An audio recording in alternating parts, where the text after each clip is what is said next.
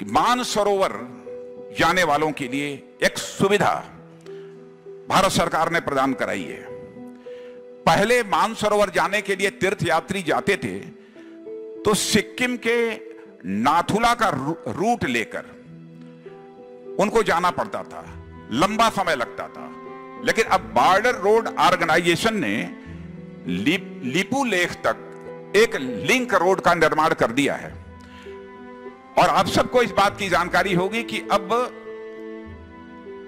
इस रोड के बनने के कारण मानसरोवर के लिए एक नया रास्ता मिल गया है।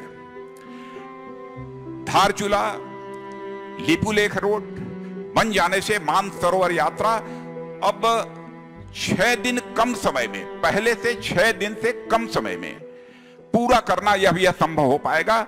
मैं समझता हूं कि मानसरोवर की यात्रा करने वाले तीर्थ यात्रियों के लिए एक बहुत बड़ी यह सुविधा मिली। लेकिन बहनों भाइयों, 80 किलोमीटर की यह सड़क बनी है, भारतीय क्षेत्र में बनी है, लेकिन हमारे पड़ोसी देश नेपाल में इस सड़क को लेकर कुछ गलतफहमियां पैदा हुई हैं।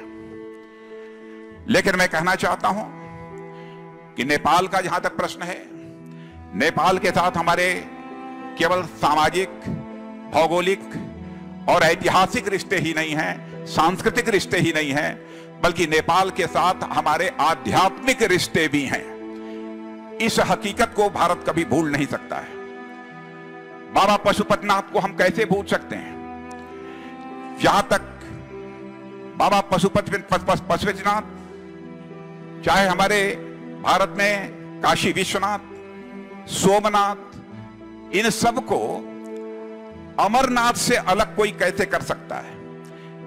यह संबंध तो इस लोक का नहीं है, बल्कि यह मानता हूं कि यह संबंध दूसरे लोक का है, जो चाह कर भी कोई इसे बदल नहीं सकता है, ऐसा मेरा पूरा विश्वास है। और मित्रों, इस समय मैं रक्षा मंत्री के रूप में जिम्मेदारी का निर्वाह कर रहा हूं और मैं जानता हूं कि हमारे यहां गोरखा रेजिमेंट है और गोरखा रेजिमेंट समय समय पर बराबर अपने शौर्य और पराक्रम का उसने परिचय दिया है। और उस गोरखा रेजिमेंट का भी उद्घोष है, जय महाकाली आयो री गोरखाली, यह उसका उद्घोष है। अब आप बताइए, महाकाली तो कलकत्ता में, कामाख्या में और विंध्याचल में सब जगह विद्यमान है और महाकाली के भक्त तो इस देवभूमि उत्तराखंड के गांव-गांव में मिल जाते हैं। तो कैसे भारत और नेपाल का रिश्ता यह टूट सकता है? और इसलिए धारचूला के आगे कितनी भी धारें लगा दी जाएं, इन संबंधों को बहनों भाइयों काटा नहीं जा सकता। मैं यह मानकर चलता हूं, भारत और नेपाल के बीच का जो रिश्ता है यह कोई सामान्य रिश्ता नहीं है। भारत और नेपाल के बीच का रिश्ता तो मेरे बहनों भाइयों, यह रोटी और बेटी का हमारा यह रिश्ता है। दुनिया की कोई ताकत इस रिश्ते को तोड़ नहीं सकती है।